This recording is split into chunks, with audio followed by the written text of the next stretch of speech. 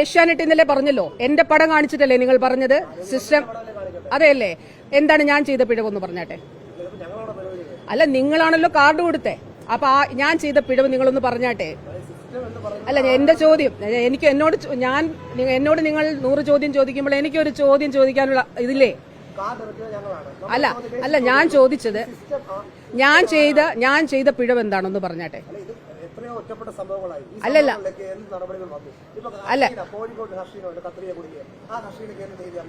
2014-ലോ 2017-ലോ ആണോ? അതിൽ തർക്കമുണ്ടോ ഏഷ്യാനെറ്റിന്? അല്ല ഞാൻ ചോദിക്കട്ടെ, ആണോ അതിൽ? നമസ്കാരം. ഷാജി, നമുക്കേ ഇന്നൊരു അങ്ങോട്ട് തുടങ്ങാം. നമ്മുടെ ആരോഗ്യമന്ത്രിയെ കുറിച്ചാണ്. ഞാൻ വീണ ജോർജിന്റെ സൈഡാണ്. കാരണം വീണ ജോർജ് ചോദിച്ചൊരു ചോദ്യമുണ്ട്, അത് പ്രസക്തമായൊരു ചോദ്യമാണ്. എന്താ ചോദ്യം എന്നറിയോ? ഞാനല്ലല്ലോ ഓപ്പറേറ്റ് ചെയ്തത്, വളരെ കറക്റ്റ് ചോദ്യമാണ്. അപ്പം ആരോഗ്യ വകുപ്പിലുള്ള ഡോക്ടർമാർ ചെയ്ത തെറ്റിനെല്ലാം ആരോഗ്യമന്ത്രി പഴി കേൾക്കുക എന്ന് പറയുന്നതോട് എനിക്ക് യോജിപ്പില്ല. സാർ, അതിനകത്ത് എനിക്ക് വ്യക്തമായ അഭിപ്രായമുള്ള എന്നാന്ന് വെച്ചാൽ, ആരോഗ്യമന്ത്രി സിസ്റ്റത്തിന്റെ ഹെഡാണ്. ആ സിസ്റ്റത്തിന്റെ ഹെഡ് അറിഞ്ഞില്ല എന്ന് പറഞ്ഞ് പൂർണ്ണമായിട്ട് കൈയിടാൻ പറ്റത്തില്ല. കാര്യം ഒരു താഴെക്കടയിൽ നടന്ന ഒരു സംഭവമാണ്. അപ്പോൾ അവര് അതിന്റെ മേളിലൊക്കെ ഉള്ളവരോട് അതിന് എക്സ്പ്ലനേഷൻ ചോദിക്കുകയും അതിന്റെ കാരണങ്ങൾ ഇന്നതാണ് എന്ന് പറ്റി സമൂഹത്തിനെ ബോധ്യപ്പെടുത്തേണ്ട ഒരു ബാധ്യത ഇല്ല സാറേ. അല്ല, ഉണ്ടല്ലോ. ഷാജി പറയുന്നത് തെറ്റാണ്. ഷാജി നഖശികാന്ത് ഇക്കാര്യത്തിൽ എതിർക്കുകയാണ്. ഞാൻ ചോദിക്കട്ടെ, കേരളത്തിൽ എത്രയോ ഹോസ്പിറ്റലുണ്ട്, എത്രയോ മെഡിക്കൽ കോളേജുണ്ട്. അവിടെ വെക്കുന്ന മുഴുവൻ ഓരോ ഓപ്പറേഷനെ കുറിച്ചും ആരോഗ്യമന്ത്രിയോട് സംസാരിച്ച് ആരോഗ്യമന്ത്രി നിർദ്ദേശം അനുസരിച്ച് ഓപ്പറേറ്റ് ചെയ്യണമെന്ന് പറയുന്നതാണ് ഷാജി അങ്ങനെയാണോ? അതാണ് ഷാജിയുടെ ഭാഷ്യമെങ്കിൽ ഞാൻ ഷാജിയെ ശക്തമായി എതിർക്കുക സാറേ. അതല്ല ഞാൻ ഉദ്ദേശിക്കുന്നത്. ഓരോ ഓപ്പറേഷൻ ചെയ്യുന്നത് ഡോക്ടർമാരാണേലും ഇതിന് സിസ്റ്റം എന്ന് പറയുന്ന ഒരു സാധനം പ്രവർത്തിച്ചിട്ട് ആ സിസ്റ്റത്തിന് വിഘാതമായിട്ട് ആര് നിൽക്കുന്നു അവർക്കെതിരെ യൂണിയൻ നോക്കാതെ, രാഷ്ട്രീയം നോക്കാതെ നടപടി എടുത്തു കഴിഞ്ഞാൽ ഉദ്യോഗസ്ഥർക്ക് ഒരു പേടി വരും. ഇന്നിപ്പോ ഇവിടെയുള്ള ഒരു അവസ്ഥ എന്താണ്? ഇവിടെ എല്ലാ മേഖലയിലും യൂണിയനാണ്. പോലീസിനകത്ത് വരെ അവർക്ക് അസോസിയേഷനാണ്. അത് രാഷ്ട്രീയക്കാരാണ് അതിൻ്റെ പിന്നെ ഇരിക്കുന്നത്. കോൺഗ്രസ് വരുമ്പോൾ കോൺഗ്രസിൻ്റെ ആൾക്കാർ വരുന്നു, CPM വരുമ്പോൾ അല്ലെങ്കിൽ LDF വരുമ്പോൾ LDFിൻ്റെ ആൾക്കാർ വരുന്നു.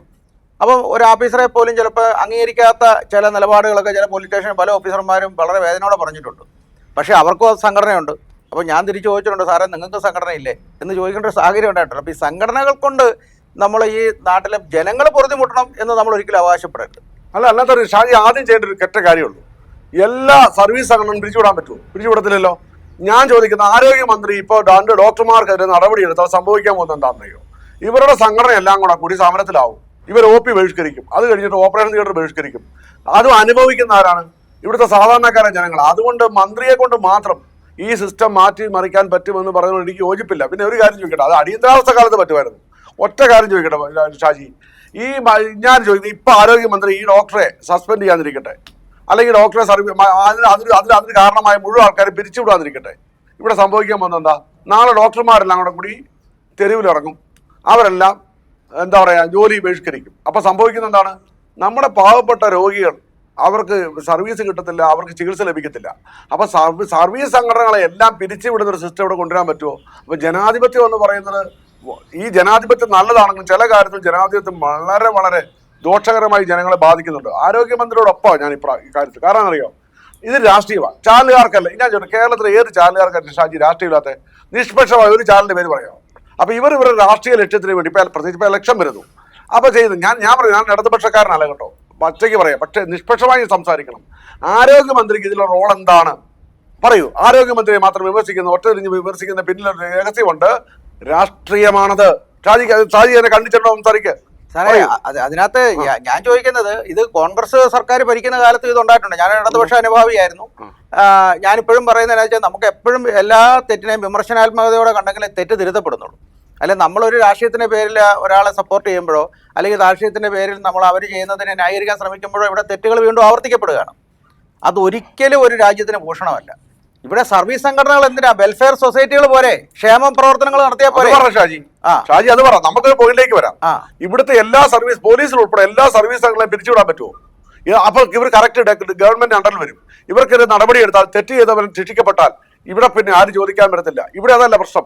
ഇത് കേരളം മൊത്തം വ്യാപിപ്പിച്ചുകൊണ്ട് ജനങ്ങളെ ശരിക്കും ഇവർ എന്ത് ചെയ്യുക, മുൾമുനെ നിർത്തും, ഗവൺമെന്റിനെ മുൾമുനെ നിർത്തും. അത് UDF ആയിക്കോട്ടെ, LDF ആയിക്കോട്ടെ, BJP സർക്കാരായിക്കോട്ടെ. ഞാൻ ഒരു കാര്യം ചോദിക്കട്ടെ, ഇവിടെ പലരും പറയും ശൈലജ ടീച്ചർ നല്ല മന്ത്രിയായിരുന്നു, അതുകൊണ്ട് വീണ ജോർജ് എന്തുകൊണ്ട് ആയിക്കൂടാ? ശൈലജ ടീച്ചർ വേറെ വ്യക്തിയാണ്, വീണ ജോർജ് വേറെ മറ്റൊരു വ്യക്തിയാണ്. ഇവർ തമ്മിൽ രണ്ടല്ലേ. ഒരാളെ പോലെ മറ്റൊരാൾ പ്രവർത്തിക്കണമെന്ന് പറയുന്നതുകൊണ്ട് യോജിപ്പില്ല. പക്ഷെ കോമൺ ആയിട്ടുള്ള ചില കാര്യങ്ങളിൽ ഒരുപോലുള്ള പ്രവർത്തനങ്ങൾ വരും. പക്ഷെ വീണ ജോർജ് മോശപ്പെട്ട ഒരു മന്ത്രിയാണെന്ന് ഞാൻ കരുതുന്നില്ല. രണ്ടാമത്തെ കാര്യം, അവരെ ഒറ്റതിരിഞ്ഞ് ആക്രമിക്കുന്നത്, അവരിപ്പോൾ പത്രപ്രവർത്തകയായിരുന്നു.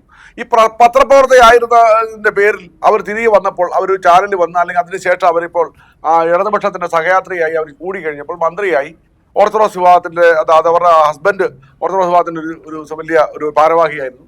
ഇവർ മന്ത്രിയായി കഴിഞ്ഞപ്പോൾ അവരുടെ ഭാഗത്ത് വന്ന തെറ്റുകളെ കുറിച്ച് എനിക്കറിയാം. കാരണം നല്ല വിദ്യാഭ്യാസമുള്ള ആളാണ്, കഴിവുള്ള ആളാണ്. പിന്നെ ശൈലജ ടീച്ചറുടെ ശൈലിയാണ് തന്നെ വീണ ജോർജിന് വരണമെന്ന് പറയുന്ന ആ ഒരു കോമൺ ഒരു ഒപ്പീനിയനോട് ഞാൻ യോജിക്കുന്നില്ല. വീണ ജോർജാണ്, ശൈലജ ടീച്ചറാണ്. പിന്നെ വീണ ജോർജ് ചോദിച്ച ചോദ്യത്തിന് ഇപ്പോഴും ഉത്തരവില്ല. ഞാൻ ചോദിക്കട്ടെ, ഏഷ്യാനെറ്റുകാർ പറഞ്ഞതിനെ കുറിച്ച് വീണ ജോർജ് ചോദിച്ചു. അവരെന്ത് തെറ്റ് ചെയ്തു? അവർക്ക് ചെയ്യാൻ പറ്റുന്നതാണ്, നടപടി എടുക്കാനല്ലേ പറ്റത്തുള്ളൂ. ഇവിടെ കേരളത്തിലെ മുഴുവൻ പോലീസ് ചെയ്യുന്ന തെറ്റിനും ചെയ്യുമ്പോൾ നടപടി എടുക്കാനല്ലേ മുഖ്യമന്ത്രിക്ക് പറ്റത്തുള്ളൂ. അപ്പൊ അടുത്ത ഗവൺമെന്റ് ഇപ്പൊ UDF വരുന്നിരിക്കട്ടെ, അപ്പോൾ ഈ തെറ്റുകൾക്കെല്ലാം ഇതുപോലെ തെറ്റുകൾ ആവർത്തിക്കപ്പെട്ടൊരു ഷായിക്ക് ഉറപ്പുണ്ടോ? അല്ല, തെറ്റുകൾ തുടർന്നുകൊണ്ടിരിക്കും, അത് ശരിയാണ്. പക്ഷെ ഞാൻ പറയുന്നത്, എന്നും ഈ സംഘടനയുടെ അതിപ്രസരം എന്ന് പറയുന്നത് എല്ലാ കാലത്തും ഇതിന്റെ അനുഭവം കേണ്ടി വരുന്ന ഗതികേട് ജനങ്ങൾക്കാണ്. അത് കറക്റ്റ്. നാളെ പട്ടാളം ഇവിടെ തീരുമാനിക്കുകയാണ് ഞങ്ങൾക്ക് ഇവിടെ സംഘടന വേണമെന്ന് തീരുമാനിച്ചിട്ട് അവസ്ഥ ഈ രാജ്യത്തിന്റെ എന്തായിരിക്കും? അത് കറക്റ്റാ. അപ്പൊ ഇവിടെ ഇതൊക്കെ നിയന്ത്രിക്കപ്പെടേണ്ടതും അല്ലെങ്കിൽ ഇതൊക്കെ രാഷ്ട്രീയവൽക്കരിക്കപ്പെടേണ്ട ഒരു ഘട്ടത്തിലേക്ക് എത്തേണ്ടതുമല്ല. അത് കറക്റ്റാ. നമ്മൾ കോമൺ പോയിന്റ് വന്നു, നമ്മൾ രണ്ടുപേരും ഇപ്പൊ കോമൺ പോയിന്റ് വന്നു. ഇവിടുത്തെ ഈ സർവീസ് സംഘടനകളിൽ കംപ്ലീറ്റ് പിരിച്ചുവിടും.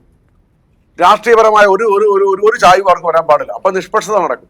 ഷാജി പറഞ്ഞ കറക്റ്റ് പോയിന്റാണ്. പട്ടാളത്തിൽ ഇപ്പോ എന്താ പറയാ, യൂണിയൻ വന്ന നമ്മുടെ അവസ്ഥ ആലോചിച്ച് നോക്കി. രാജ്യത്തിന്റെ എന്താ സുരക്ഷിതത്വവും നമ്മുടെ ജീവന തത്വവും ഒക്കെ നമുക്ക് എന്നും ചോദിച്ചിട്ടമായി മാറും. അതുകൊണ്ട് ഇക്കാര്യത്തിൽ സർവീസ് സംഘടനകളെ പിരിച്ചുവിടി ശക്തമായ നടപടിയൊക്കെയും ചെയ്യണം. വീണ ജോർജിനെ വെള്ളപൂശാനല്ല, വീണ ജോർജിന്റെ ഭാഗത്ത് എന്ത് തെറ്റെന്ന് ചോദ്യമാണ് ഞാൻ ചോദിക്കുന്നത്. അവരല്ല ഉത്തരവാദി. അത് നടപടിയെടുക്കുക എന്നുള്ളത് മാത്രമേ അവർക്ക് കഴിയത്തുള്ളൂ. ഒരു മന്ത്രി എന്ന നിലയിൽ നടപടി എടുത്താൽ മതി. നടപടി എടുക്കുമ്പോൾ ജനങ്ങൾക്ക് അവരുടെ വിശ്വാസം വർദ്ധിക്കും. വേറെ കാര്യമുണ്ട്, നടപടി എടുക്കുമ്പോൾ നാളെ സർവീസ് സംഘടനകള് കൊടിയും പിടിച്ചുകൊണ്ട് വരരുത്. അത് ഷാജിക്ക് ഉറപ്പുണ്ടോ? അല്ല, അതാണ് സർവീസ് സംഘടനകളെ ഞാൻ നഖശികാന്ത് എതിർക്കുന്നത്. ഇതുകൊണ്ട് തന്നെ 1979 കേരള ഹൈക്കോടതിയിൽ ഈ പോലീസ് അസോസിയേഷൻ പാടില്ല എന്നും പറഞ്ഞ് ഒരു ഹർജി ഒരാൾ പൊതുതാൽപര്യ ഹർജി കൊടുത്തു.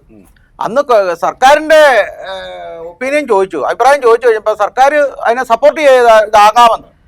അപ്പൊ അവിടെ ഈ അതാത് കാലങ്ങളിൽ ഭരിക്കുന്ന സർക്കാരുകൾക്ക് കീഴിൽ അവരുടെ തണലിൽ നിന്ന് ഈ പോലീസിനെ പോലും രാഷ്ട്രീയവൽക്കരിച്ച് ഭരിക്കുന്ന ഒരു രീതിയുണ്ട്. അത് UDF ചെയ്താലും LDF ചെയ്താലും ഇനി BJP നാളെ ഭരണത്തിൽ വന്നാലും ഇവർ ചെയ്യുന്ന നാടിന് ദൂഷ്യമാണ്. ഇപ്പൊ പോയിന്റാ. ഇപ്പൊ നമ്മൾ ഒരു ജംഗ്ഷൻ വന്നു. അപ്പൊ നമുക്ക് ഈ എപ്പിസോഡ് അവസാനിപ്പിക്കാം. Thank you so much.